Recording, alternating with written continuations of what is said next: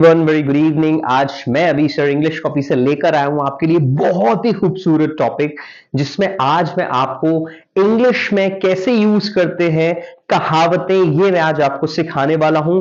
वो 10 प्रोवर्ब्स मैं आपको बताने वाला हूं, पढ़ाने वाला हूं, समझाने वाला हूं कि जब आप उसको अपनी भाषा में इंग्लिश कम्युनिकेशन में यूज करेंगे, दैट विल इम्पैक्ट मोर। आपको लोग सुनेंगे, आपको लोग समझेंगे। इसलिए अगले 10 मिनट तक पेन ले लीजिए, डायरी ले लीजिए एंड बहुत अच्छे से सुनिए एंड उसके नोट्स बनाइए and definitely your English is going to the next level. Alright, आइए देखते हैं पहली कौन सी है प्रोवर्ब। तो फर्स्ट प्रोवर्ब इज डोंट जज a book by its cover. तो यहां क्या मतलब है? डोंट जज a book by its cover. किसी भी किताब को उसकी कवर से नहीं जाना जा सकता है, पहचाना जा सकता है, जज किया जा सकता है। तो ये हम कहां यूज कर सकते हैं? डोंट जज a book by its cover. जब कोई सिचुएशन ऐसी हो, आपको लग रहा हो आपके दोस्त ने किसी के लिए कुछ ऐसा बोल दिया हो, आप वो बोल रहे हो कि आप इस व्यक्ति को जानते नहीं हो, आपने बस इसे देखा, अभी शुरुआत में आपका इंटरेक्शन हुआ और आपने इसके बारे में बहुत सारी चीजें बोल दी, आप उसे भी समझते नहीं हो, उसके अपीरियंस से आपने देखा या किसी ने और ने उसके बारे में बोला, उसकी वजह से आपने बोल दिया, तो आपने उसे भी समझा नहीं है, पहले उसे समझो, उसके बाद उसके बारे में कुछ बोलो। तो आप यहां बोलेंगे रवि डोंट जज a book by its cover. किसी के देखने से, किसी के शुरुआती इंप्रेशन से किसी के बारे में इतनी राय नहीं बनानी चाहिए। तो हम लोग क्या यूज करने वाले हैं? डोंट जज a book by its cover. तो ये first proverb. Proverb number second, action speaks louder than word. Action speaks louder than words. तो यहां क्या बताने की कोशिश है इस प्रोवर्ब में? आपके जो एक्शंस होते हैं, जो आप करते हो, वो आपके जो शब्द होते हैं, कोई कुछ बोल रहा है, उससे ज्यादा अगर कोई करके दिखा रहा है ना, तो वो ज्यादा पावरफुल होते हैं। तो यहां कहने का मतलब यह है, लोग कहते बहुत ज्यादा है, करते कम है। और जो व्यक्ति करने वाला होता है, एक्शंस वाला होता है, वो बहुत पावरफुल होता है। तो यहां कहने का मतलब है action speaks louder than word.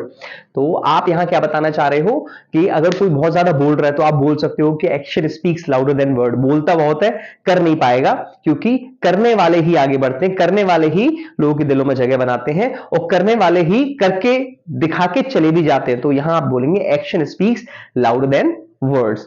Next and third is where there is a will there is a way. इसे बोलने में बहुत मुझे अच्छा लगता है, ये पर्सनल मेरा फेवरेट है। Where there is a will there is a way. तो यहां जो ये विल है, ये फ्यूचर इंडेफिनिट वाला नहीं है। यहां ये जो विल है, ये है चाह वाला। तो यहां इसका हिंदी मीनिंग है जहां चाह वहां राह। जहां चाह वहां राह। जहां चाहत है, जिस काम को आपको करने के लिए इंटेंशन है, वहां रास्ते खुद ब खुद बन जाते हैं। तो यहां क्या मतलब है? जब आपको किसी को मोटिवेट करना हो, जब आपको किसी को समझाना हो कि नहीं, जहां चाह है वहां राह है, आप अगर सोचोगे तो कर जाओगे, आप अगर सोच रहे हो तो डेफिनेटली उसको करने के लिए आगे बढ़ोगे। तो where there is a will there is a way, where there is a will there is a way. और प्रोवर्ब को याद करने का, प्रोवर्ब को अपने यू नो अपनी जुबान पर लाने का सबसे अच्छा तरीका है उसको बार बार बोलिए, बार बार बोलिए, मौके ढूंढिए कि इस प्रोवर्ब को मैं कैसे बोल सकता हूँ, और शुरुआती तौर पे इनको देख देख करके बोलिए, प्रैक्टिस करिए। Where there is a will there is a way, where there is a will there is a way, where there is a will there is a way. Same, action speaks louder than word, action speaks louder than word. Alright, don't जज a book by its cover. तो third हमने सीखा, where there is a will there is a way, जहां चाह वहां राह। आपके अंदर चाहे इंग्लिश सीखने की, आप कर रहे हैं, लगातार कर रहे हैं, डेफिनेटली यू विल लर्न, क्योंकि where there is a will there is a way. Okay, and fourth हमारी जो प्रोवर्ब है, that is honesty is the best policy. तो यहां ये तो आपने कई बार सुना होगा, ईमानदारी सबसे बड़ा गुण है। Honesty is the best policy. कभी ऐसा कुछ आ जाए जहां आपको ईमानदारी वाली बात करनी है, definitely this is reality, honesty is the best policy. ईमानदारी के साथ, ऑनेस्टी के साथ, you working hard in your business, you working hard in your performance, honestly you working for English learning, honestly you are helping others, definitely you will achieve something, you will definitely grow, you will definitely see in future whatever you were wanting you are getting. Why? Because honesty is the best policy. आप honesty के साथ आगे बढ़े।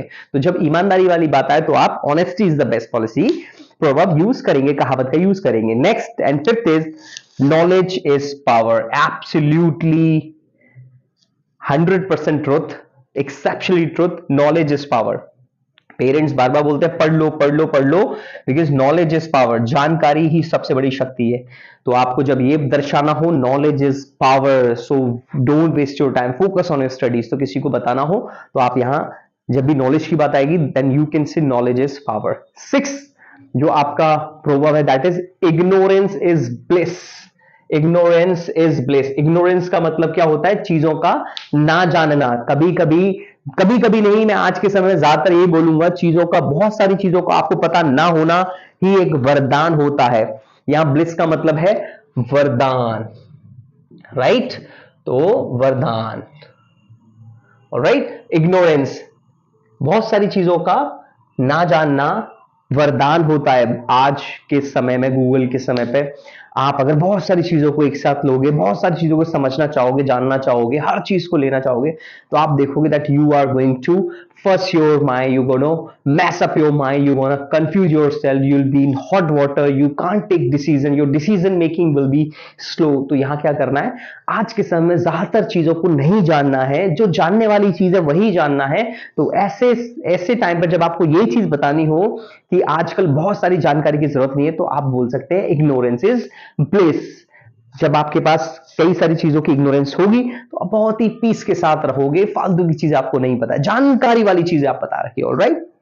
Seventh is a friend in need is a friend in deed. जैसे मैंने आपको where there is a will there is a way बताया था, वैसे ये भी मेरा एक फेवरेट है, where a friend in need is a friend in deed.